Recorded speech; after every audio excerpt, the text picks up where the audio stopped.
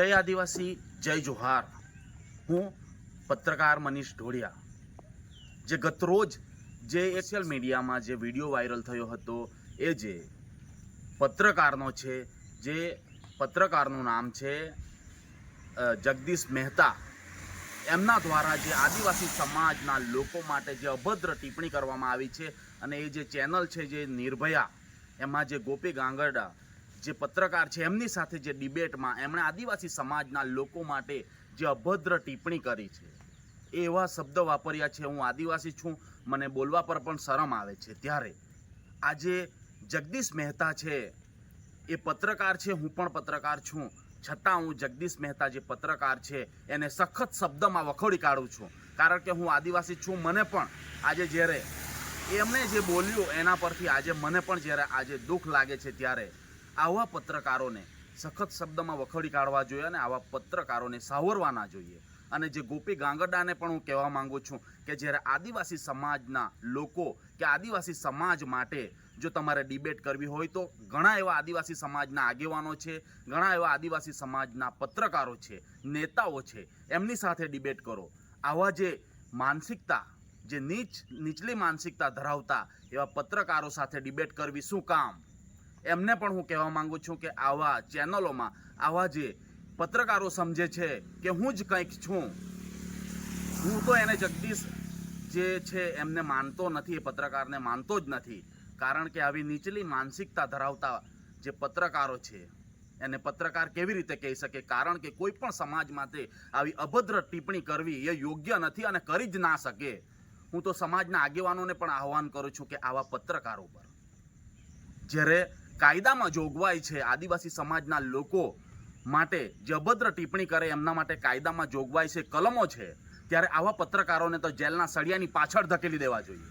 આજે જ્યારે મને દુઃખ થાય છે, મારે બોલવા પડે છે, કારણ કે આવા જ્યારે આદિવાસી સમાજના લોકો માટે, સમાજ માટે જ્યારે અભદ્ર ટિપ્પણી કરે એમને કોઈ કાળે ચલાવી લેવામાં ન આવે। જ્યારે આદિવાસી સમાજના નેતાઓ અને જે આગેવાનોને પણ કહું છું કે મોટા મોટા જ્યારે જે તાઇફાઓ કરો છો, પ્રોગ્રામો કરો છો, એ કરવા તો જોઈએ, જાગૃતતા પણ લાવવી જોઈએ, પણ જ્યારે આવી આદિવાસી સમાજના લોકો માટે જ્યારે અભદ્ર ટિપ્પણી કરે એમને પણ કાયદાનું ભાન કરાવવું જોઈએ। એને માફી કે માફીના વિડીયોથી નહીં ચલાવવા જોઈએ, એને પણ જેલના સળિયાની પાછળ ધકેલી દેવા જોઈએ। ત્યારે નિર્ભયા ચેનલના જે પત્રકાર છે, જે ગોપી ગાંગરટા બેન, એમને પણ કહેવા માંગુ છું કે ડિબેટમાં આવા પત્રકારોને નહીં લેવા જોઈએ, કારણ કે આદિવાસી સમાજના દરેક લોકોને જ્યારે આજે દુઃખ થાય છે, તમારી ચેનલ પર લોકોને ગર્વ હતું, સમાજના લોકો માટે અવાજ ઉઠાવો છો, ત્યારે આજે તમારી ચેનલ પર ગર્વ હતું, પણ આજે સમાજના લોકો તમારો જ વિરોધ કરી રહ્યા છે। અને જ્યારે જે પત્રકાર જે જગદીશ મહેતાએ જે વિડીયો પણ માફીનો વાયરલ કર્યો હતો, પણ માફીથી નહીં ચાલે। શું અભદ્ર ટિપ્પણી, વારંવાર અભદ્ર ટિપ્પણી સમાજના લોકો માટે કરવામાં આવે છે? અનેક લોકોએ ટિપ્પણી કરી છે અને વારંવાર એવું બને છે કે બસ માફીનો વિડીયો વાયરલ કરી દીધો એટલે પતી ગયો। ના, સમાજે આવા લોકોને સ્વીકારવા નહીં જોઈએ અને આવા લોકોને જ્યારે કાયદામાં જોગવાઈ હોય ત્યારે આવા લોકોને જ્યારે કાયદાનું ભાન કરાવવું જોઈએ અને જેલના સળિયાની પાછળ ધકેલી દેવામાં આવે છે। ત્યારે જે જગદીશ મહેતા જે એમના વિડીયોમાં જ્યારે માફીનો વિડીયો વાયરલ કરે છે અને જે પોતાની સફાઈ બતાવે છે, હું તો નથી માનતો કે જે એણે સફાઈ આપી છે એ યોગ્ય છે, પણ જે સફાઈ આપ્યો એનો વિડીયો પણ તમને હું બતાવું, એ વિડીયો પણ સાંભળીએ અને જે શરૂઆતમાં જે એમણે જે આદિવાસી સમાજ માટે જે ટિપ્પણી કરી એ પણ વિડીયો આપણે સાંભળીએ। બાકી તમે માલ બનાવ્યા ક્યાં? અમરસિંહ ચૌધરીના દીકરા તુષાર ચૌધરીમાં ક્યાંય આદિવાસી પણ જોવું લાગે છે ખરું? કોઈ એંગલ થી આદિવાસી દેખાય? તમે એના મકાન જુઓ, એની પ્રોપર્ટી જુઓ, એની રેણી કેણી જુઓ, એર કન્ડિશનમાં માલ મલિદા ખાઈને ટેસડા કે ગલોલા જેવા થઈને ફરે છે।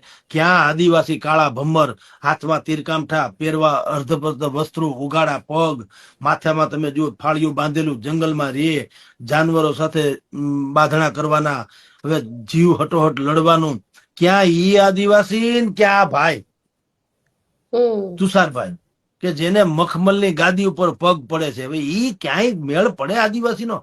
તો મહાત્મા ગાંધી, મોહમ્મદ અલી ઝીણાની જેમ સુટેડ બુટેડ થઈને એ બેરિસ્ટર હતા, ન આવ્યા હોત?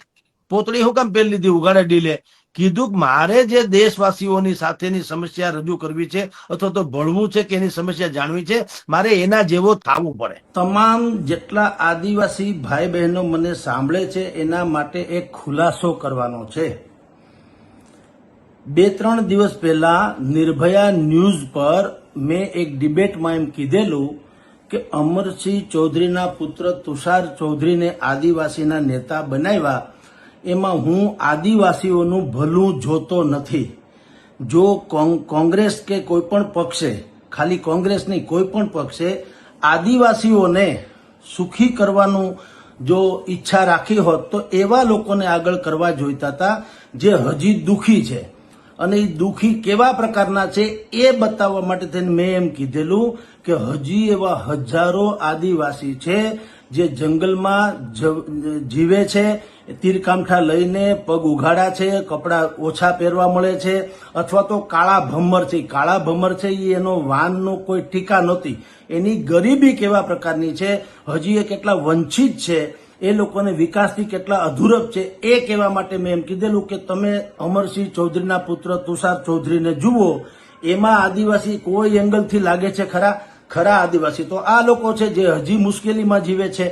આ મારો કહેવાનો આશય એ હતો કે આદિવાસી સમાજનું ભલું કોઈ પણ રાજકીય પક્ષ ઈચ્છતા હોય તો એણે આવા લોકો જે હજી ગરીબીમાં જીવે છે એને આગળ લાવવાની જરૂર હતી, એ મારો આશય હતો. તેમ છતાં કેટલાય આદિવાસી આગેવાનો, ભાઈઓ બહેનો કે જે કોઈને એમ લાગ્યું હોય કે મેં આદિવાસીની ટીકા કરી છે, તો એક મારે વિનમ્રતાપૂર્વક કહેવું જોઈએ, થોડીક સમજણ ફેર તમારી છે. ટીકા નથી કરી.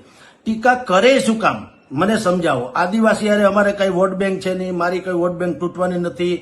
હું આદિવાસીનું ખરાબ બોલું તો બીજા કોઈ પક્ષમાં મારે ટિકિટ જોતી, અમે તો પત્રકાર છીએ, અમારે શું મતલબ હોય. પણ આમ છતાં વિનમ્રપણે કહું છું કે કોઈ પણને જો એમ લાગતું હોય કે અમારી લાગણી દુભાણી છે, એક તો સમજણ ફેર છે, છતાંય લાગણી દુભાણી હોય તો હું ખરા દિલથી ક્ષમા યાચના કરું છું. ખાસ કરીને જે એમણે બોલ્યું એ યોગ્ય તો નથી. ત્યારે હવે જોવું એ રહ્યું કે આદિવાસી સમાજના લોકો એમની પર શું એક્શન લેશે. હું તો એમને વખોડી જ કાઢું છું અને સમાજની સાથે જ છું. એમની પર કોઈ પણ કાર્યવાહી કરવામાં આવે, હું સમાજની સાથે છું પત્રકાર તરીકે.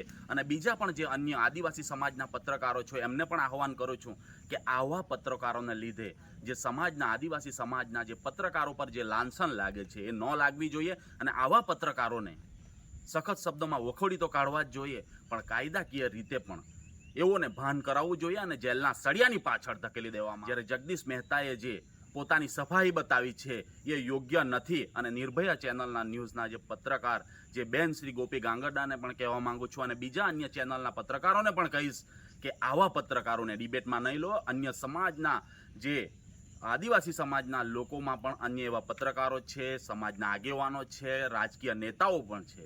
જ્યારે સમાજની વાત આવે ત્યારે એમને ડિબેટમાં ઉતારો. એમને પણ ખબર છે કે સમાજના લોકોના શું શું પ્રશ્ન છે, શું એમને અગવડો થઈ રહી છે, એમને ખબર છે. આવા પત્રકારોને જ્યારે જે આવી સિટીઓમાં રહે છે અને જ્યારે બોલવાનું આવે છે, જે ગમે જેવી ભાષામાં જ્યારે બોલી દે છે, એમને હવે ચલાવી લેવામાં નહીં આવે. હવે આદિવાસી સમાજ જાગી ગયો છે. ખાસ સમાજને વિનંતી કે આવા પત્રકાર હોય કે બીજા અન્ય સમાજના લોકો હોય, કોઈ કાળે ચલાવી લેવામાં નહીં આવશે. ડિસિઝન ન્યૂઝના બીજા વિડીયો જોવા માટે ચેનલ સબસ્ક્રાઇબ કરો અને બેલ આઇકન બટન પર જઈ ક્લિક કરો. સ્વતંત્ર અને આઝાદ પત્રકારત્વની મદદ કરવા નીચે આપેલા થેન્ક્સ બટન પર જઈ ક્લિક કરો. મદદની કિંમત નિશ્ચિત કરો અને ડિસિઝન ન્યૂઝની આ સફરમાં અમારા સાથી બનો.